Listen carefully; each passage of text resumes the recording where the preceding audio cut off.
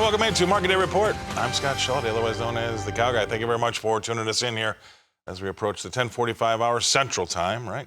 So we'll see where these markets have gotten us so far today. Let's take a look at corn. It's been lower, about 5 to 6 cents lower. I wonder where we're at right now. We've added a little bit more to it.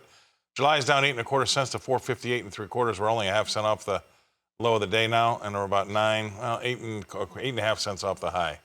That's July corn. Let's go to the D's. That's the new crop, 7 1/2 cents lower there. 481's last, that's the low, and it's also about 7 1/2 cents from the high. That is D's. We just ticked lower by another 1/4 cent. So we'll move along because that might hurt a little bit.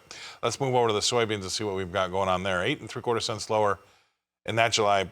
That's 1237 3/4. We're about 6 1/2 cents off the low of the day and 10 1/4 cents off the high. All right, we've got a November. That's new crop, 9 cents lower there. 1219 is last. That's 2 3/4 cents off the low of the day. And now that's 7 cents from the high right now. All right, so that's what we got going on in the Novi new crop. 1219 1/4 now is last price there. Let's go to the Chicago wheat market. Down 9 3/4 cents in that July, 633 even as last. We can call that about 4 3/4 cents off the low of the day, and about 16 1/4 cents off the high of the day. That's down 9 1/4 cents to 679 3/4.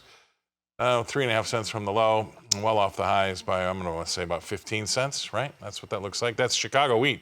From Chicago, we go to Kansas City. Let's take a look at the hard red.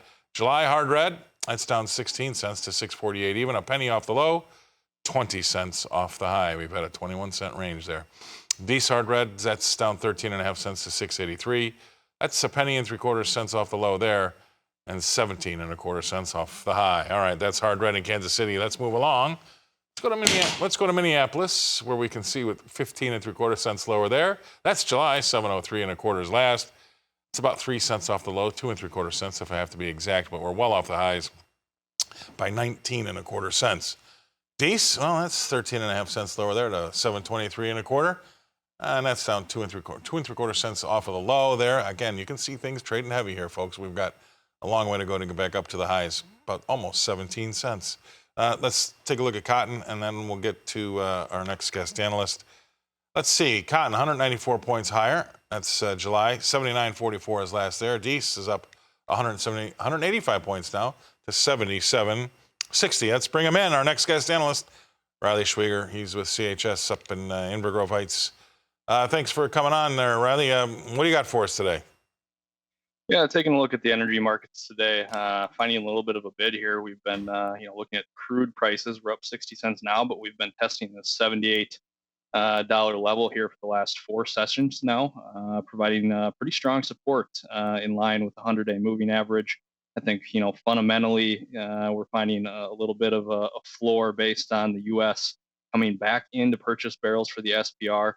Looking at an October delivery there, they had previously canceled this purchase due to higher prices. Now looking down the curve, you're seeing those deferred values back near 75. They've decided to step back in, at 3 million barrels for the month for that purchase. Not necessarily a market moving quantity, but I think psychologically you're seeing them step back in. That's just identifying that there's value at these price points and helping really keep this support level intact. We also saw an EIA report today that was relatively supportive. Nothing real eye-popping here. I would say that the industry surveys that came out yesterday were a little bit more bearish than what the report showed today. So I think maybe just some correction in prices here. We did see crude stocks fall 1.3 million barrels. However, products did build unexpectedly. We saw gas up 900,000, diesel up 500,000, and then demand continues to be a key data point, obviously, as the interest rate environment remains high. That brings pressure to energy demand. We saw diesel demand off last week. That's still trending near 5-year lows, below year-ago levels. And then we caught a small rebound in gasoline demand last week, increasing 2.1%. So all things considered, demand is definitely feeling the pressure. It's not falling off the table. That's overly concerning to the market. And I think that's allowing crude, gas, diesel all to find support and consolidate kind of in the price range that they're at right now. So that's kind of what we're seeing here today. All right, great stuff. I really appreciate that. Puts it all in perspective. That's Riley Schwieger. He comes to us from CHS up in Inver Grove Heights. We're going to go away. We're going to pay some bills. We're going to come back and we're going to talk more livestock with Moi right after this.